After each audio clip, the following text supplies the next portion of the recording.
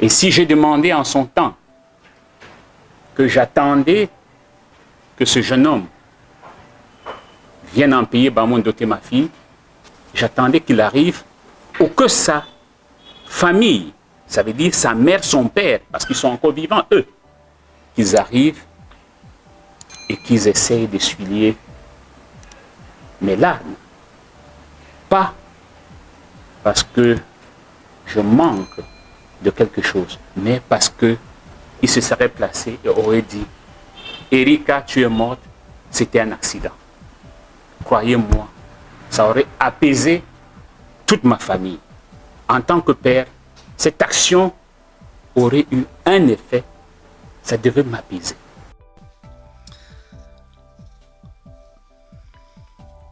Alors les amis, vous avez suivi un extrait là, je ne serai pas très long dans cette vidéo.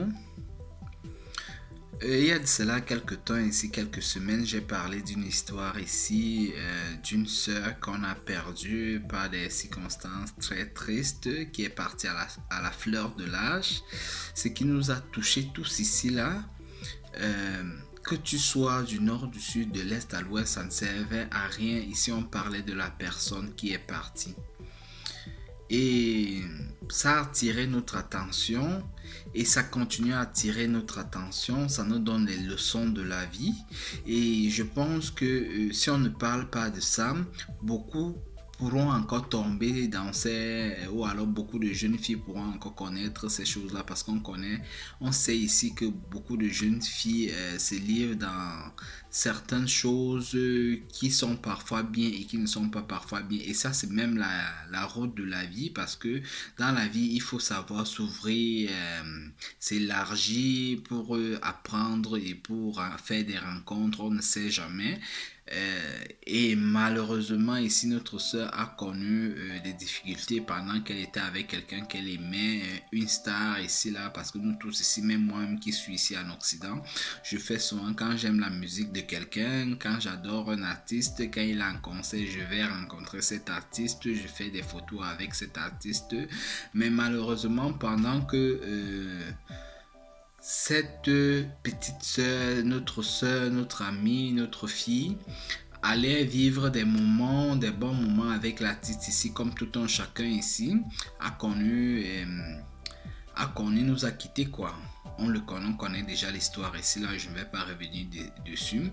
Et son papa a fait une conférence de presse pour attirer l'attention, pour qu'on l'aide à pleurer sa fille ici là, parce qu'il s'attendait depuis un bon bout que les choses se passent d'une autre façon pour qu'on vienne essuyer ses larmes, et ça ne s'est pas fait, ce qui a fait qu'il interroge la justice, qu'il interroge beaucoup de personnes, qu'il interroge les gens qui entourent l'artiste ici là, parce que parfois on fait des choses parce qu'on n'est pas bien entouré, parce qu'on n'a pas des gens qui peuvent te donner des bons conseils.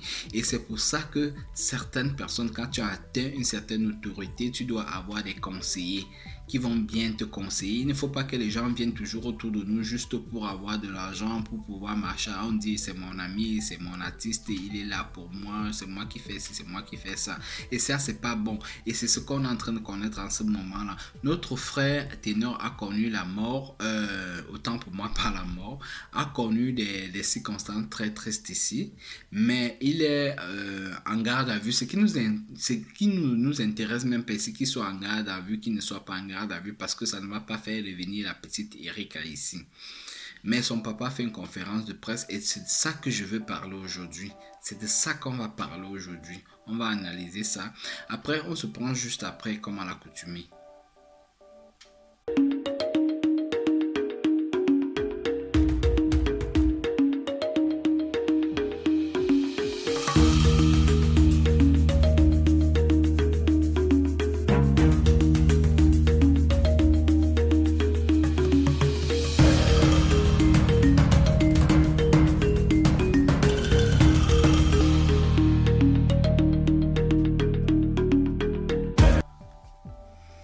Alors, comme j'étais en train de dire, le papa d'Erika a fait une conférence de presse pour attirer l'attention de beaucoup de personnes ici, là, pour attirer l'attention de la famille des ténors et des ténors lui-même.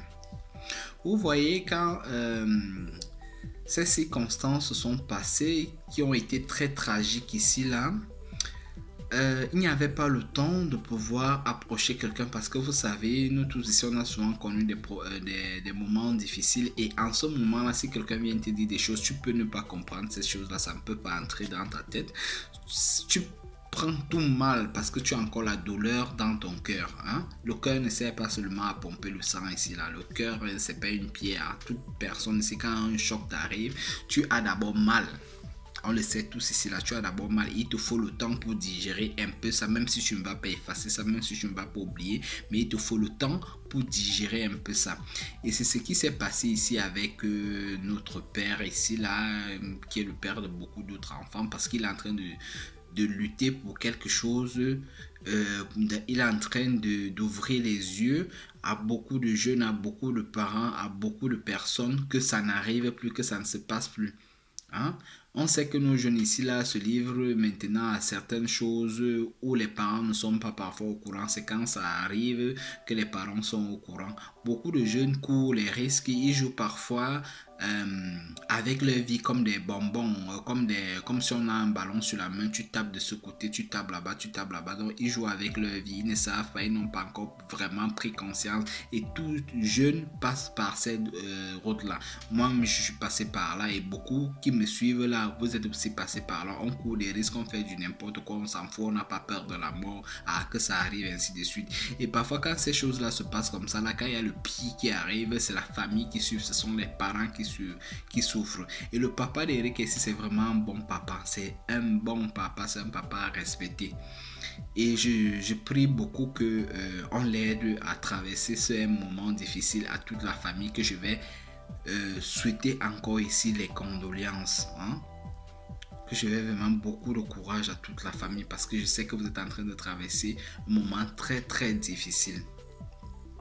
Alors, pour poursuivre cette vidéo, je vais d'abord vous faire suivre l'extrait de la conférence de presse de ce papa-là, de ce bon papa-là.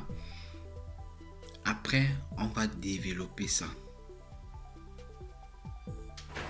Que j'attendais que ce jeune homme vienne en payer Bamon doter ma fille. J'attendais qu'il arrive ou que sa famille, ça veut dire sa mère, son père, parce qu'ils sont encore vivants, eux, qu'ils arrivent et qu'ils essayent d'essuyer mes larmes. Pas parce que je manque de quelque chose, mais parce que il se serait placé et aurait dit « Erika, tu es morte, c'était un accident. » Croyez-moi, ça aurait apaisé toute ma famille. En tant que père, cette action aurait eu un effet, ça devait m'apaiser. Dans un ton plutôt terne, le père géniteur de Fia Moulion, Erika Chelsea, a d'abord retracé le film de cette journée mémorable, expliqué ses propos tenus ce jour, avant de questionner le certificat de gère de mort délivré par l'hôpital La Quintini de Douala. Vous êtes un parent. Et qu'on vous dise, je vais lire pour vous.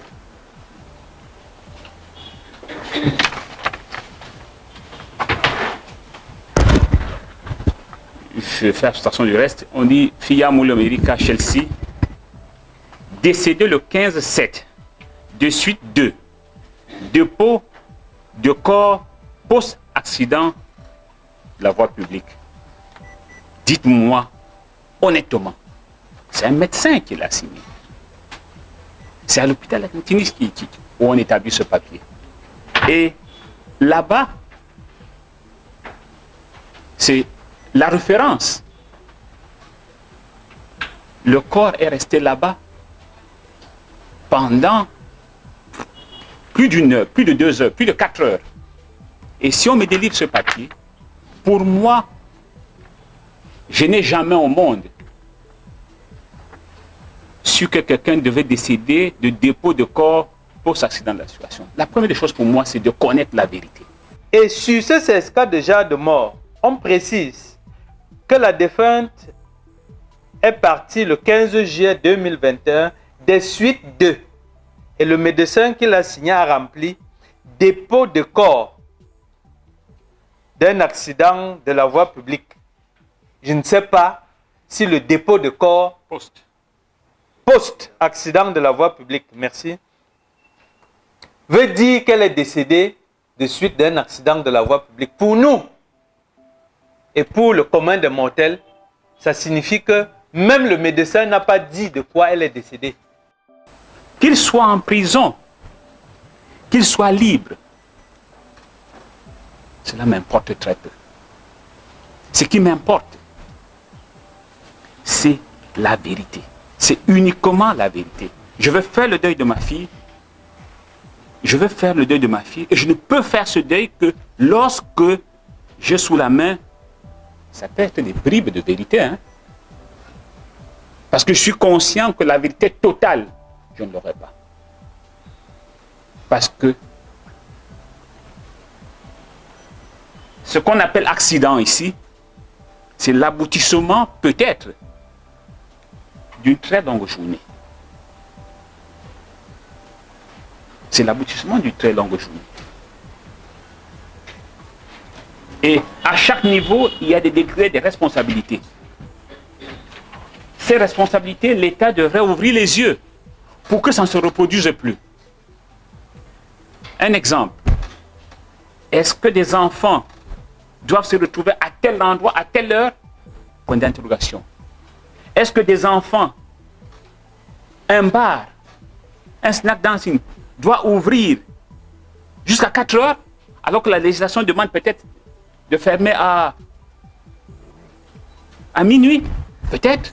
C'est des pistes qui ne pourront plus être utilisées pour ma fille, mais qui devraient être utilisées pour prévoir ce qui s'est passé.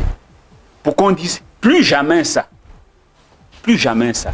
Et il n'y a plus une justice juste où la vérité éclate. Qui puisse mettre la main de fer de deuil de ma fille. Plaidé coupable d'homicide involontaire dans le cadre de l'affaire Erika, du nom de la jeune demoiselle décédée lors d'un accident de la circulation survenu le 15 juillet 2021 au lieu dit Feu Rouge Bessengue à Douala. L'artiste ténor a renoncé à sa mise en liberté provisoire. Le prévenu qui avait plaidé non coupable, c'est son droit, a décidé de changer d'option et de plaider coupable. Coupable de quoi? D'homicide involontaire. Or, jusqu'à présent, à notre sens, dans le dossier, il n'y a pas encore un élément qui justifie que cette jeune fille qui ne demandait qu'à vivre est décédée involontairement suite à un accident sur la voie publique. Face à la presse, ce mercredi 8 septembre 2021, à Douala, le père de la défunte étudiante dit n'avoir été rapproché, encore moins reçu un coup de fil de l'entourage de l'artiste depuis l'irréparable. Lorsque je sors, je vais. L'hôpital, la police, tout le monde sait que j'amène le corps de ma fille à Fumbo dans le Noun. Je n'ai jamais reçu un coup de fil. J'ai dit, je n'ai jamais reçu un coup de fil de quelqu'un de cette famille. Jamais. Ni moi personnellement, ni un membre éloigné même de ma famille. À repréciser certaines choses que les uns et les autres n'ont pas compris. Si je ne le fais pas ici, ça restera encore notre non-dit. Et je prends sur moi de dire, nous sommes tous des Bantous. Nous sommes des Bantous. Et moi, je suis Bamoun. Chez nous, lorsque sur la voie publique, ou même entre les bions d'un champ, vous piétinez l'herbe de votre voisin, la première des choses à faire, c'est de vous tourner même si ce voisin est fâché, de revenir vers le voisin et de demander « je m'excuse ». Le « je m'excuse » que vous posez à cet instant prouve la sincérité de vos actes. Et si j'ai demandé en son temps que j'attendais que ce jeune homme vienne en payer Bamon doter ma fille, j'attendais beaucoup plus qu'il arrive. Je suis un papa. J'ai des enfants. Encore vivants. J'attendais qu'il arrive ou que sa famille, ça veut dire sa mère, son père, parce qu'ils sont encore vivants, eux, qu'ils arrivent et qu'ils essayent d'essuyer mes larmes. Pas parce que je manque de quelque chose, mais parce que il se serait placé et aurait dit « Erika, tu es morte, c'était un accident. » Croyez-moi, ça aurait apaisé toute ma famille. En tant que père, cette action aurait eu un effet, ça devait m'apaiser. Maintenant, je me tourne vers la justice de ce pays, je me tourne vers la justice camerounaise et je dis encore ce que j'ai toujours dit.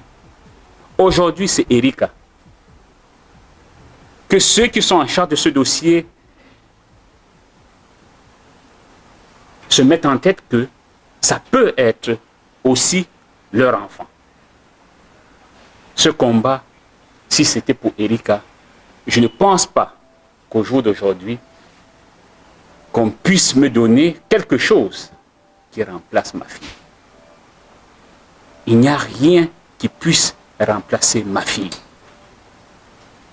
Je ne suis pas un nécessiteux, je tiens à le préciser. Cet événement qui commence le 14 jusqu'au 15 matin où j'apprends que ma fille est morte, j'ai été très marqué par le rôle des médias dans cette affaire. Mais je peux vous dire ici que aujourd'hui, Erika est morte.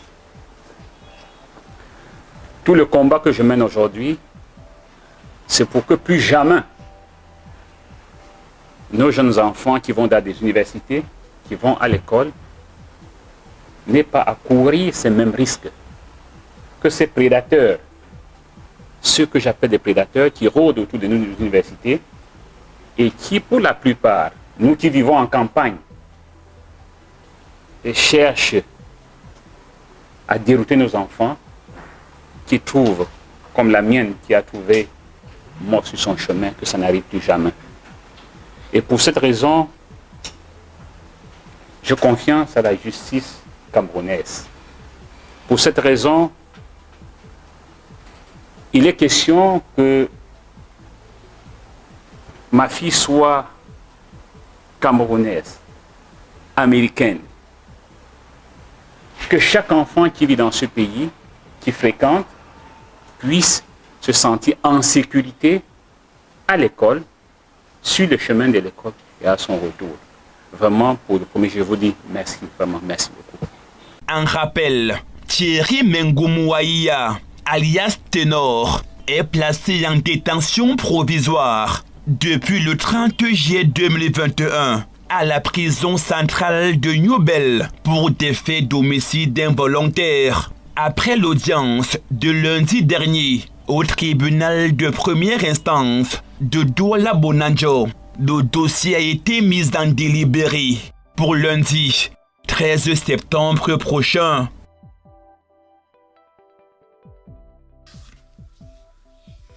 Alors, vous avez suivi M. Moliomia, le papa d'Erika, qui est en conférence de presse, qui interroge la famille de Ténor, que depuis que la petite Erika est partie, il a attendu que les parents ou alors les gens qui entourent Ténor aillent vers lui. Il avait dit à l'époque qu'il attend Ténor pour qu'il vienne doter sa fille. C'était une expression juste pour dire que non, il faut que la famille vienne et puis que la famille vienne l'aider à essuyer les larmes. C'est pas en lui donnant l'argent parce qu'il dit bien qu'il n'a pas besoin, et on a vu comment il a fait le deuil de sa fille ici là. Il n'a pas besoin de quoi que ce soit, c'est pas nécessiteux. C'est pas une nécessité, ça veut dire que comme vient lui donner peut-être les gens qui pensaient qu'il veut l'argent, il veut ceci, il n'a pas besoin de ça, il se suffit dans sa vie. C'est vrai, on ne se suffit jamais, mais bon, il a une vie aisée quoi. On a vu parce que quelqu'un qui n'est pas aisé ne pouvait pas faire les funérailles de sa fille comme il a fait là. Ah bon, il a bien accompagné sa fille à la dernière demeure, on a vu, on a aimé, on a la beauté, même comme on n'aime pas le deuil, parce que le deuil n'est pas quelque chose qu'on aime. Personne ne veut voir partir quelqu'un, à part si tu as des mauvais esprits. On ne veut pas voir partir des gens, on veut toujours avoir des gens parce que ce sont les gens, on va bâtir. Et surtout une jeune personne comme ça, la partie, ça fait encore plus mal.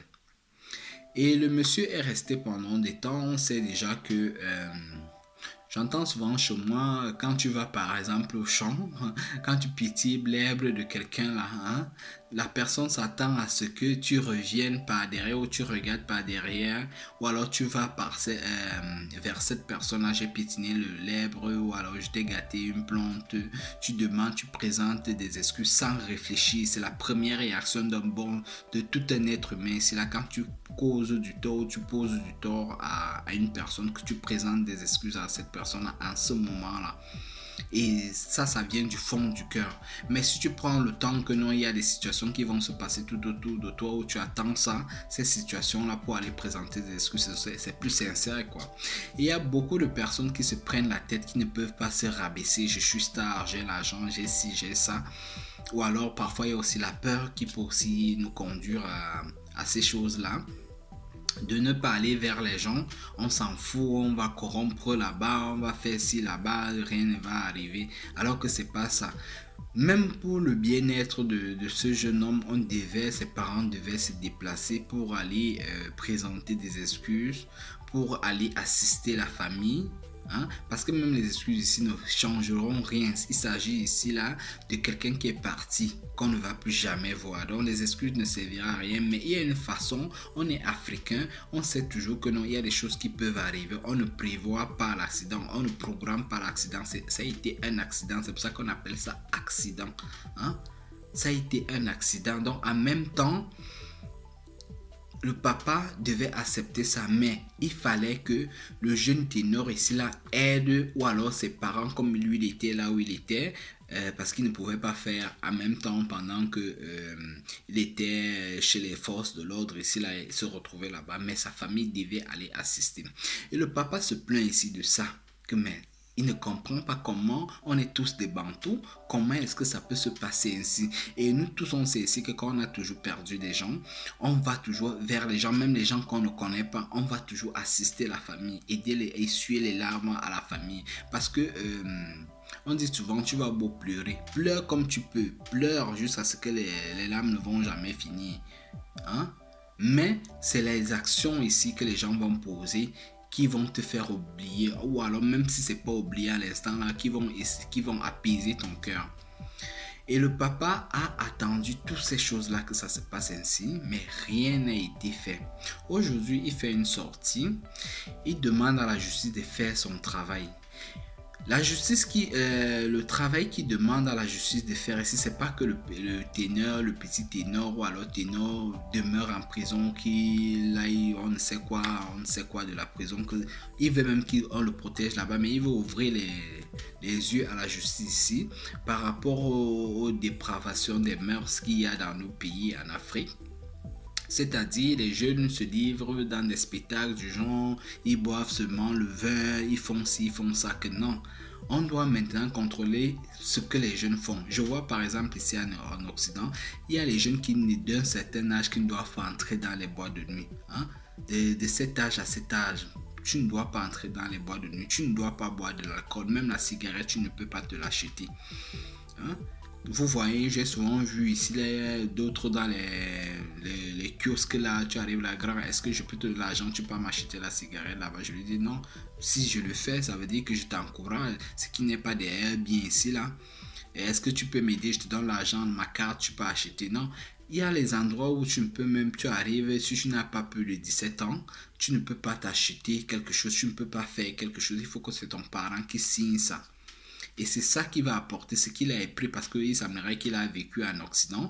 C'est ce qui va apporter, il veut ouvrir les portes à la justice, il faut ouvrir les yeux à la justice ici là que non, il faut qu'ils mettent certaines bases pour notre jeunesse. Vous savez que la jeunesse est le fer de lance. Et si on ne met pas ces bases là, les jeunes vont continuer à se perdre. En même temps, il y a beaucoup de personnes qui rôdent autour de nos établissements pour nous distraire les jeunes, pour nous prendre les jeunes, des prédateurs que je vais appeler ici comme ça. Ils distraient les jeunes, ils prennent les jeunes, ils les conduisent parce qu'ils ont de l'argent. Et on sait que tout jeune ici, là, beaucoup de jeunes aiment maintenant la vie facile. Ils distraient ces jeunes-là, ils amènent en boîte, ils font ceci, ils font cela. Ça ne doit plus se passer. Il faut qu'on commence à conseiller nos jeunes d'abord, nous en tant que parents. Et en même temps, on essaye de mettre certaines barrières au niveau de nos établissements, au niveau de nos universités, pour que ces actes-là ne se posent plus. Parce que après tout, aujourd'hui on n'est pas parents, mais demain on sera parents. Et si on faisait ça à notre enfant, et si on faisait ça à l'enfant du voisin, comment est-ce qu'on allait se sentir? Comment est-ce qu'on allait prendre les choses? Alors ces choses-là nous servent de leçon quand ça arrive.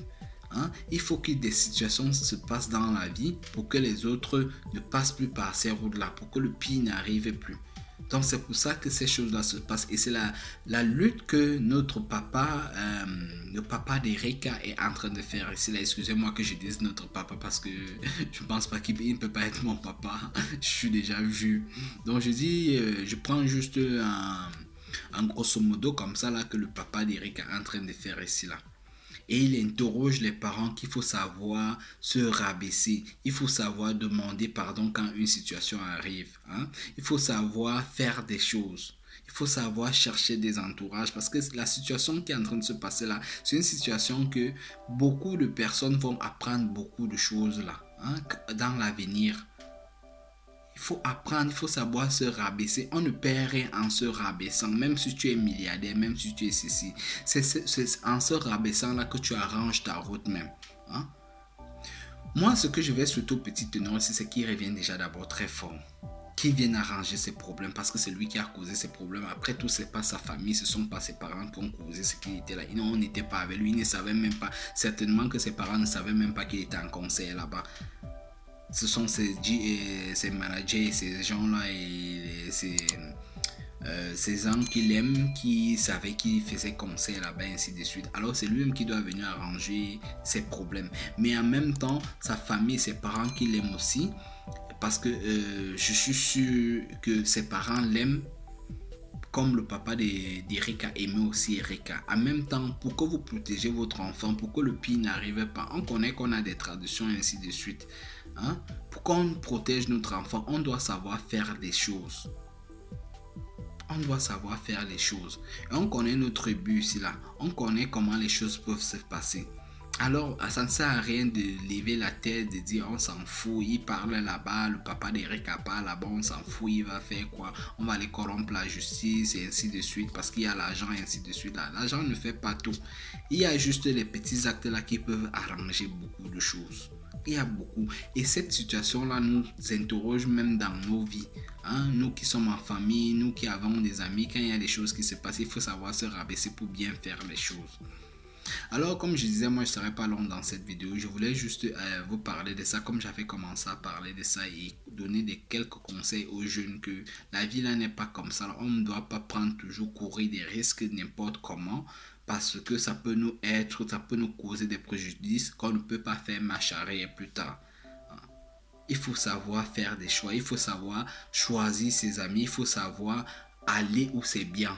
On ne dit pas que non, on ne doit plus vivre, on ne doit plus faire la fête. Tout le monde fait la fête, même moi je fais souvent la fête. Mais en même temps, quand je fais la fête, là, quand ça ne va plus, quand j'ai déjà bu un verre, je ne dois plus prendre la route, je ne dois plus faire certaines choses. Je garde ma voiture. Parfois, il arrive que je boive un verre. Moi, je bois même presque pas l'alcool, mais quand je bois déjà un verre, je laisse ma voiture là-bas. Je prends peut-être le train ou le taxi. Je préfère payer de l'argent cher pendant que j'ai ma voiture avec le carburant et tout là, mais je paye encore le taxi. Je reviens prendre encore le lendemain.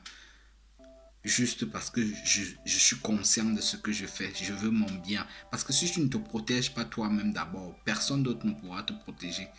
Personne d'autre ne pourra te protéger. Et ici, là, la justice doit vraiment encore sanctionner les gens qui essaient souvent de boire. Ils boivent un verre, ainsi de suite. Après, ils partent prendre le volant. Parce que vous voyez par exemple la situation d'Eric à qui s'était passé là. C'est une succession des choses qui se sont passées de toute la journée. Hein? Et le papa d'Eric a dit bien que lui ne veut même pas que la justice, et il ne veut même pas avoir totalement la vérité parce qu'il sait qu'il n'aura pas toute la vérité de tout ce qui s'est passé là, les événements qui se sont suivis là, ça a été une succession, mais il veut juste qu'on essaye de lui donner même un brin de vérité qui va essuyer ses larmes, c'est ce qu'il a besoin, qu'on essaye d'essuyer les larmes. Et il interroge encore sur quoi ici là, nos médecins, nos hôpitaux qu'on a. Parce que nos hôpitaux ici, où c'est la corruption, où ce qui se passe souvent, comment est-ce que vous pouvez aller dire des choses, les postes accidents, les postes ceci, machin, comme il est en train de le dire dans la conférence de presse là. Ça c'est blesser dans la famille. Essayez de faire bien votre travail. On ne sait pas ce que les gens pensent souvent en allant raconter, en allant écrire, en allant signer du n'importe quoi sans lire ou alors eux-mêmes ils ne comprennent pas souvent ce qu'ils écrivent sur leur papier. Ils ne comprennent pas. Ils ne comprennent pas parce que les erreurs là, non seulement la famille de Tino, que moi je suis pas content de ce qu'ils ont fait, je donne mon avis ici, après vous allez aussi donner vos avis là-bas. Ils ne sont pas, ce qu'ils ont fait n'était pas bien. Et même les médecins encore n'ont pas aussi fait le travail comment ils se devaient. Donc ça ne fait que faire que ça ne fait que blesser, ça ne fait que succéder les décès d'Eric à succéder, ressuccéder encore, ce qui n'était pas bien ici là, ce qu'il ne faut pas, ça ne devait pas se passer ainsi. Ça c'est mon avis ici. Alors moi je serai pas trop long, j'ai fini avec cette histoire là parce que je suis pas content de ce qui se passe, mais au fur et à mesure que j'ai des informations ici, je ne cesserai de parler de ça. Parce que ça va faire l'éveil de conscience. Et comme la chaîne ici, c'est la chaîne Les Voyageurs de Benga, on fait l'éveil de conscience, on conseille les gens, on aide les gens. Et puis, je vais vous faire dans la prochaine vidéo ici, là,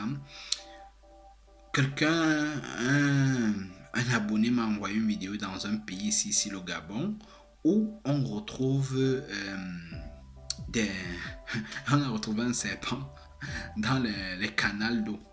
Et il y a des gens qui perdent les vies par rapport aux maladies ici là. On ne sait pas d'où ça vient. Parce que nos sociétés d'eau ne font pas le travail comme il se doit. Je vais vous faire vivre ça, vous allez voir comment c'est terrible. Pour ceux qui ne sont pas encore abonnés, abonnez-vous pour ne pas rater nos prochaines publications. Parce qu'on parle de tout. On parle de tout, des choses qui se passent dans nos pays, en Afrique, ainsi de suite. C'est un abonné du Gabon qui m'a envoyé ceci là. Et merci déjà à toi qui m'a envoyé ça. Je sais que tu suis mes vidéos. Donc merci déjà par rapport aux vidéos là. Ou même si vous êtes dans quel pays, il faut envoyer. Le numéro se trouve, je vais mettre ça en début de vidéo et je vais encore mettre ça là en dessous. Ok. Merci pour la confiance que vous nous faites. C'est toujours un réel plaisir de vous savoir aussi nombreux. Et merci aux encouragements que vous faites. Hein? Merci. Alors on se prend sur les prochaines vidéos. Ciao.